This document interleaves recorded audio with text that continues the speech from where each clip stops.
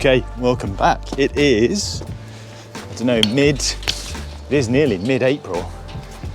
By God, it doesn't really feel like it. And that won't be news to any of you guys working outside because it has been so incredibly wet. Everyone's lambing. It's the first topic of conversation with anyone coming into the practice.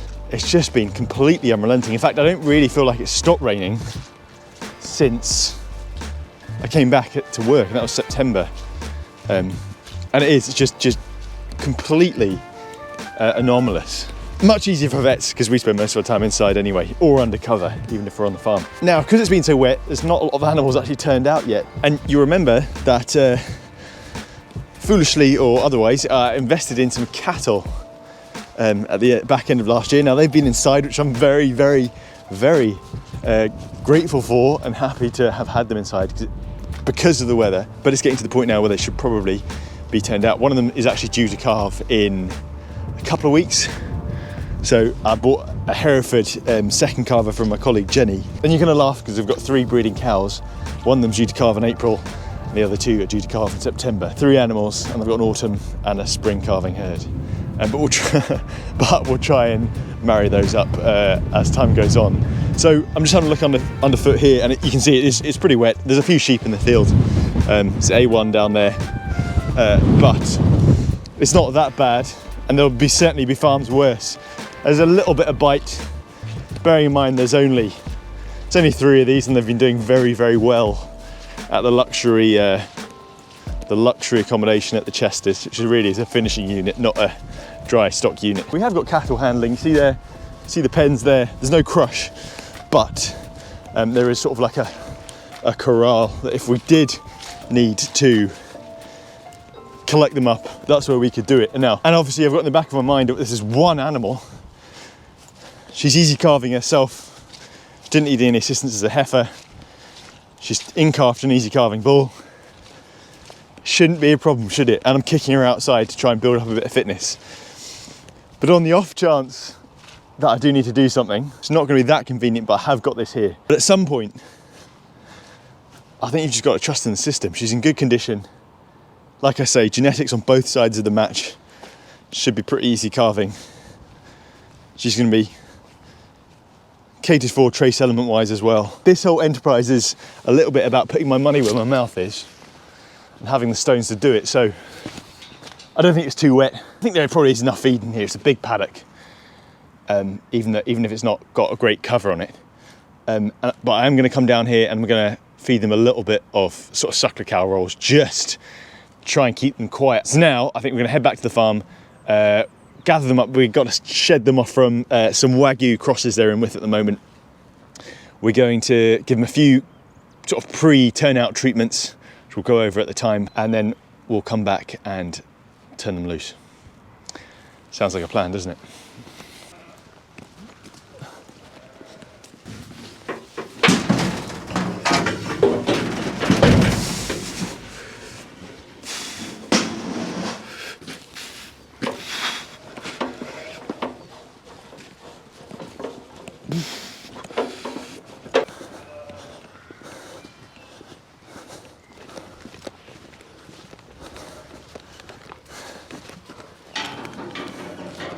Just going to get the weigh crate in place and the weigh head attached, and then hopefully some backup will have arrived by then. Well,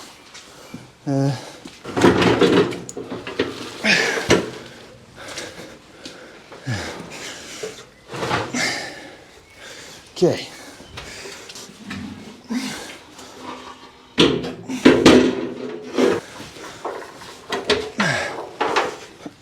Push my foot out.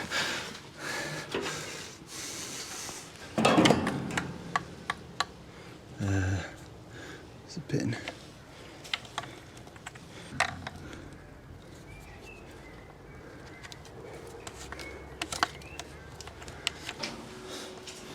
Zero U. Okay, 0. Whoa, we're heavy. All muscle. I'll tell you what, for all that's been wet and windy and miserable, it's It's not been that cold, which is maybe the one mercy. Although, I must say, I think man and beast tend to do better in the cold and dry than the warm and wet. But yeah, anyway, it's the weather.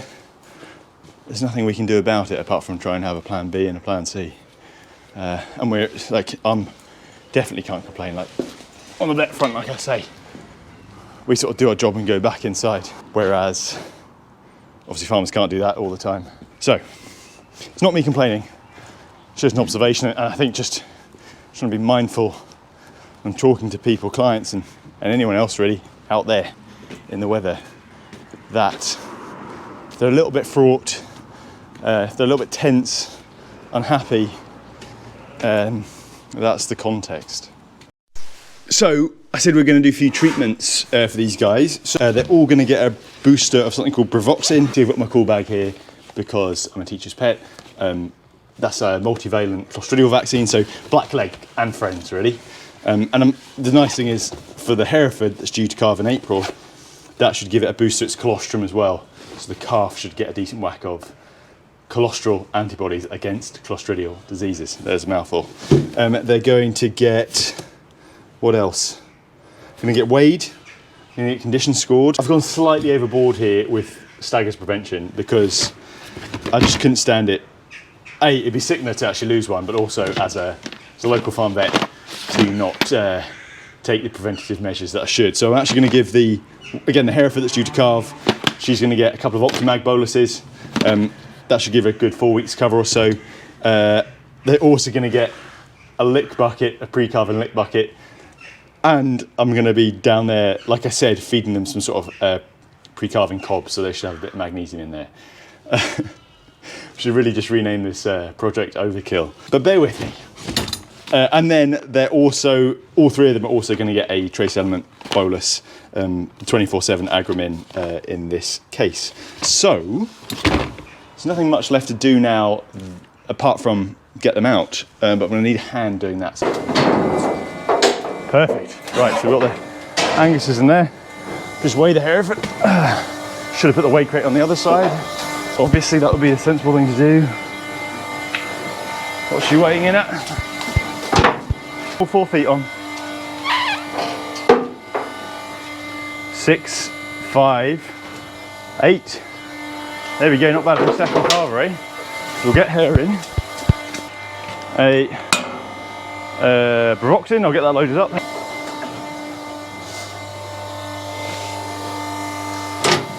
So, she's getting Bravoxin, which we talked about earlier.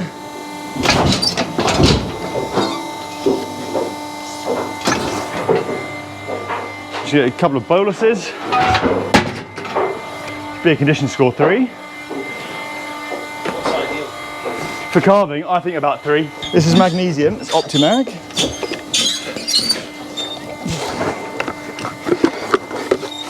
Get on it.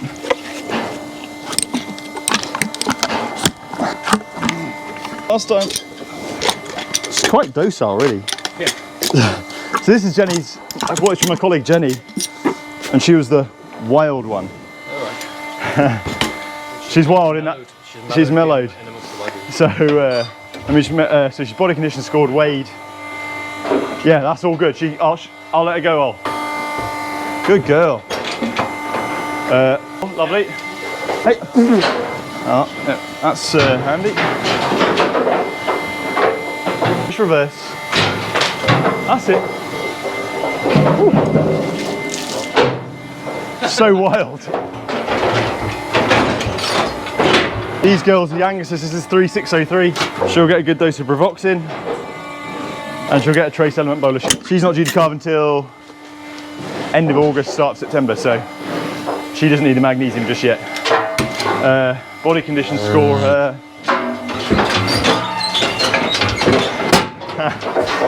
just going to show you this. So she'll be a good,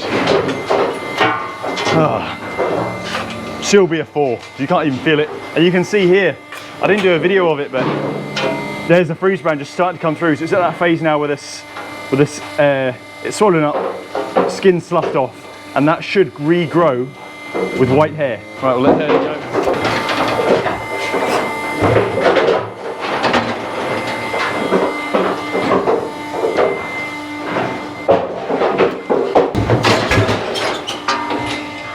Same again.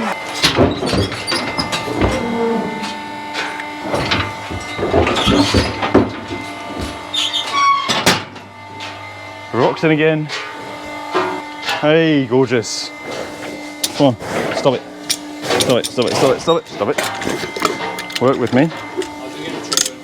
Nice ult. Good girl. See, it's not that bad. Drama queen. Similarly, this one is in some form. This, and then there's the 3605 coming out there. You see the fat pads there. Look at that.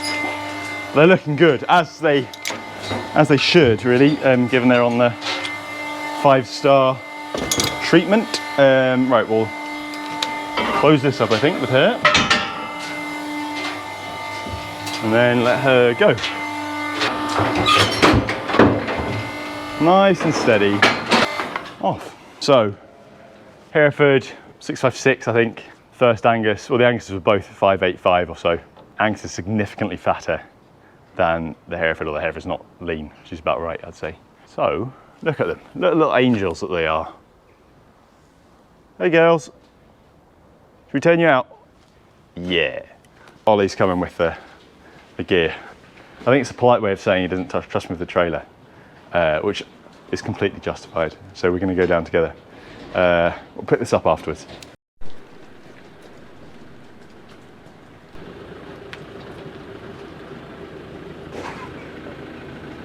Perfect.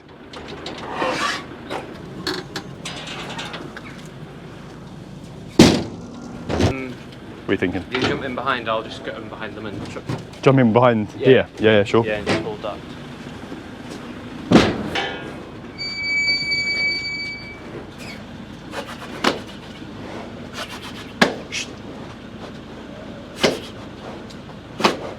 Come on.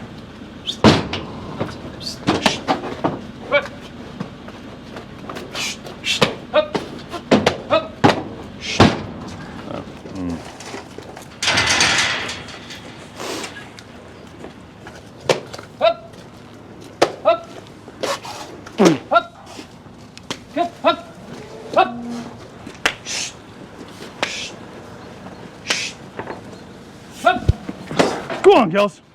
There we go. Come on. Oh, yes. Get on. Oh, yeah. You keep that in. I'll just watch that. Hey. Get in. Come on.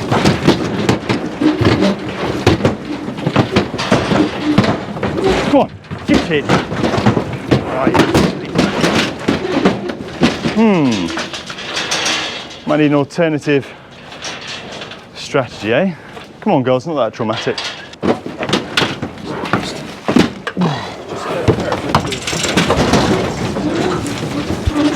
Oh, you sicko. Alright. Journey. Well done. That was easy, wasn't it?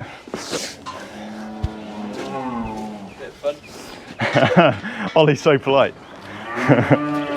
Let's go. I'll get the gate. Okay. I'll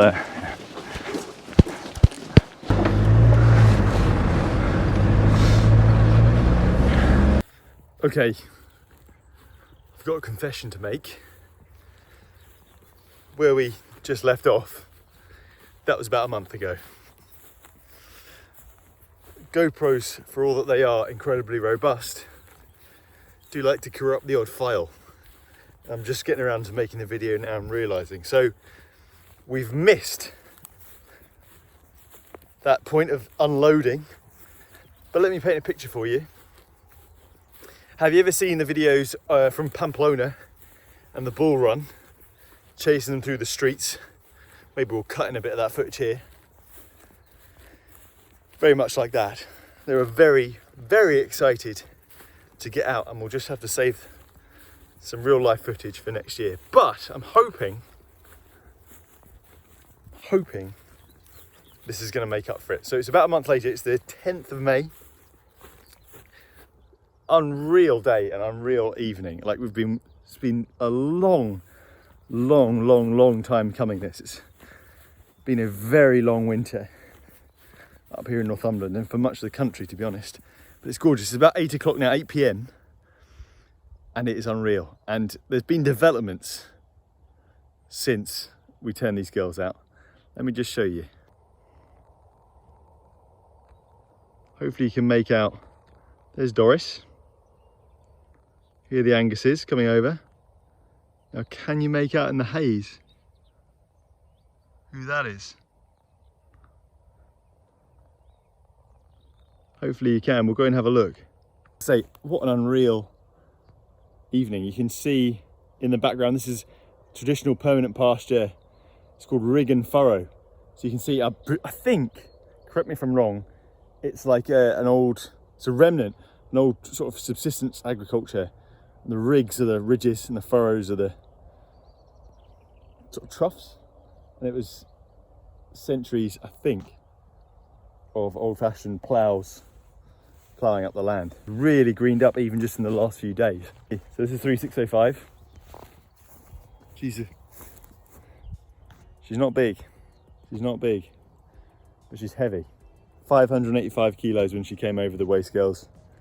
She's probably even a little bit heavier now at grass. Doris, filling her boots. Who's this? It's the 3605.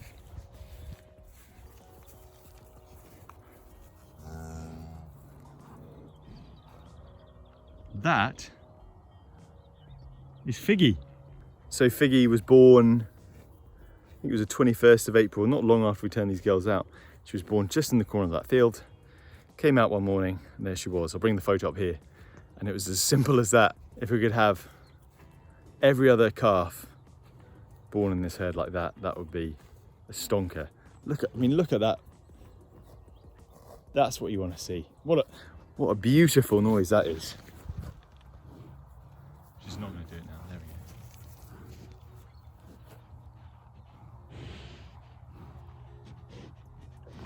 we go. Oh, steady on. I've been trying to quieten these girls down by bringing them the odd bit of hard feed. Not really for any nutrition, because there's heaps of grass out here. Just to sort of quiet them down and get them used to me more than anything, in case in the off chance I do need to do anything with these girls at calving. If you remember, the Anguses are due sort of late summer, early autumn. Now, this is Operation Overkill, like I've said already. These girls have, it's about a 30 hectare field to themselves at the moment. And I mean, they're loving it, but it's way too much for them. And I can see this grass getting away from them very, very quickly. So the next video, which should be coming out shortly, we're going to do something about that. Until then, click subscribe if you haven't already. Ring the little bell next to it. And I'll see you next time.